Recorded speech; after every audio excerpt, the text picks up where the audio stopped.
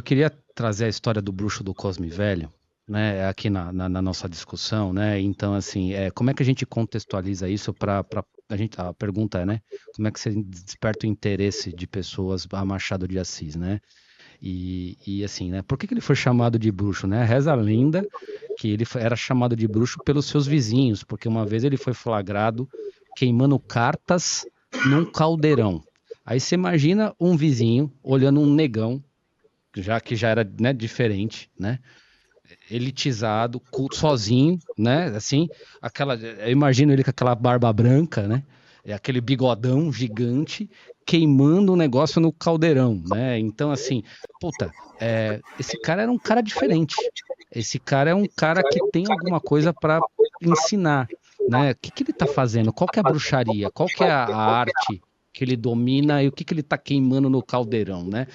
Talvez esse tipo de questionamento real, prático, né, seja mais útil para a gente despertar o interesse sobre quem era a figura de Machado de Assis, que é o que a gente está discutindo até agora, e qual é a complexidade de um personagem dessa envergadura. Talvez seja ir aproximando com contos e coisas mais próximas do que você dar de cara um Dom Casmurro para uma criança de 12 anos e falar assim, ó, porra, lê aí, né? E aí com 14 você fala, não, e lê aí porque isso é importante, e com 16, assim, se você não decorar e não souber, você não passa no vestibular, né? Que é essa visão utilitária que o professor estava comentando até agora, né? Então, será que usar um pouco dessa fantasia e construindo um imaginário através desse interesse, desse fascínio, porra, bruxo. Bom, Cosme Velho, isso não é sobre, faz referência ao lugar que ele morava, mas isso é posterior. Os vizinhos o chamavam de bruxo, né? Então, por que que ele recebeu essa alcunha, né? Talvez seja esse tipo de provocação que não depende de formação técnica, mas de sensibilidade à exposição da obra e da figura, né, no caso do Machado, né?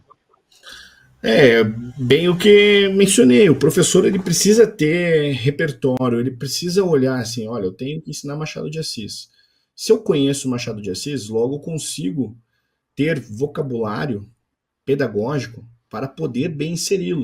Eu posso discutir Machado de Assis a partir desse elemento, digamos assim, que toca numa fantasia, eu posso discutir Machado de Assis a partir de uma realidade social, eu posso discutir Machado de Assis como um homem negro que passou por determinadas condições, cenários de violência, cenários de dificuldade, eu posso exaltá-lo como um triunfo, dando esperança para que alunos que talvez se reconheçam nessa condição possam também se sentir, digamos assim, devidamente prestigiados, encorajados.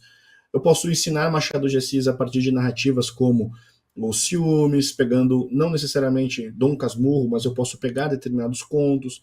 Eu posso ensinar Machado de Assis a partir, exemplo, de dados da sua biografia. Eu posso ensinar Machado de Assis a partir de relatos jornalísticos. Eu posso ensinar Machado Academia de Brasileira de Letras.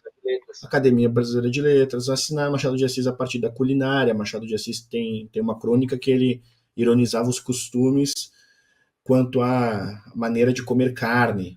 Então, assim, carne crua, carne mal passada, e fica ironizando isso. Então, ou seja, eu posso inserir Machado de Assis também numa avaliação de costumes.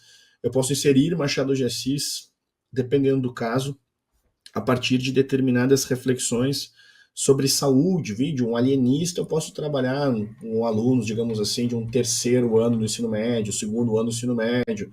Eu não preciso necessariamente inserir ali, esvaziando Dom Casmurro, Memórias Póstumas. Eu consigo trabalhar, porque é um autor versátil, eu posso pegar uma peça de Machado de Assis e pedir para os alunos, se não interpretarem determinados personagens, mas assim lerem aquelas frases como se fosse tal ou tal, compondo uma leitura dialogada a partir da dramaturgia.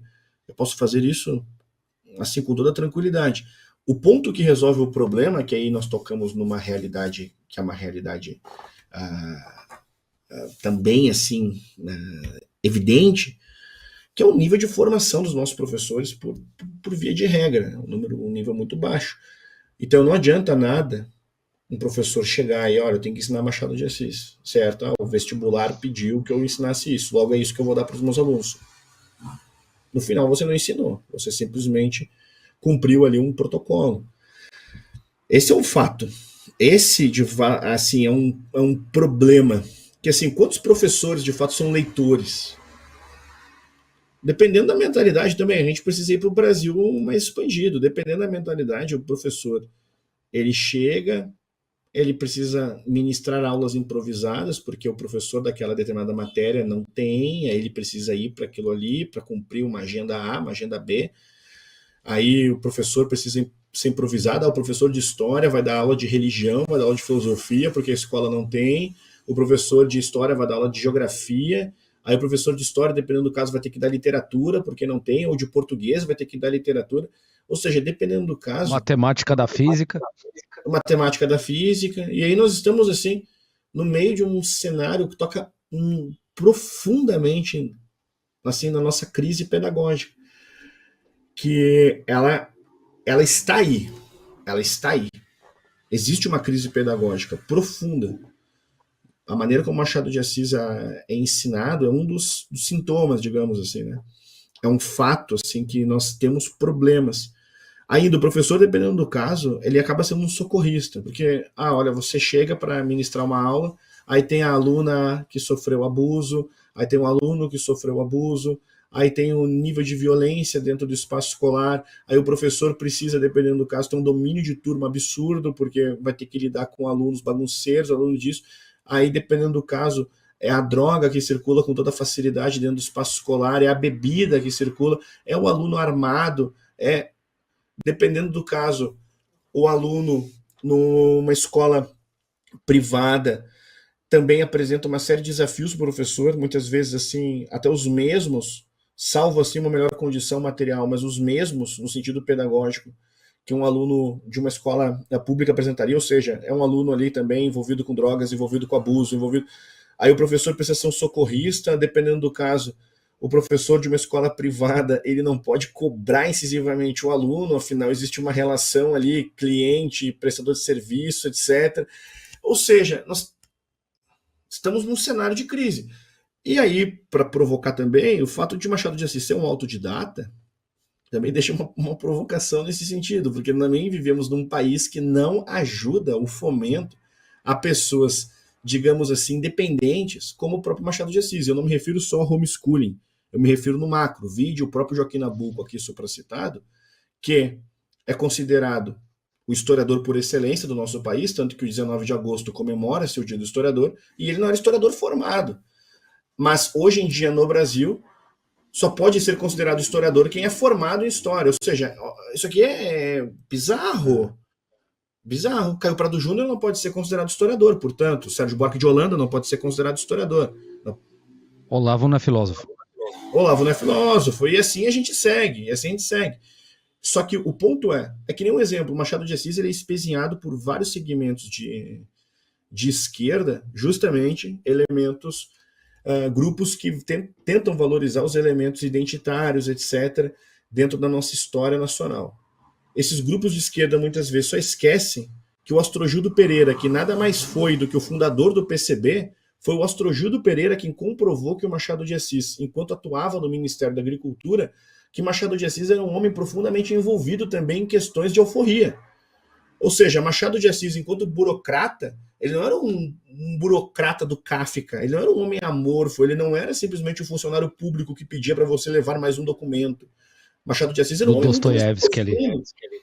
Ele era um homem que parava, usou seu exercício profissional para poder parar e promover. Isso foi bem apresentado pelo Astrogildo Pereira. O Astrogildo Pereira, ainda menino, fez questão de visitar Machado de Assis no leito, né?